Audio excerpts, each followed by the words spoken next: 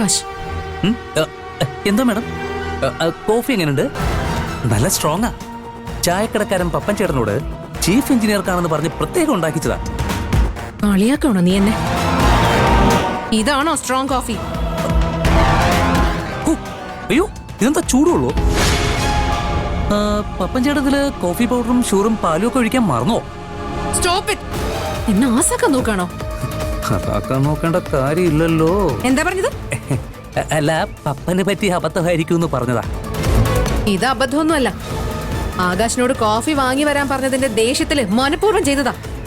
അല്ല മാഡം, സത്യമായിട്ടല്ല, ഞാൻ കോഫി വാങ്ങിയതാ. പിന്നെങ്ങനെ കോഫി ഇവിടെ എത്തിയപ്പോ ചൂടുവെള്ളമായി?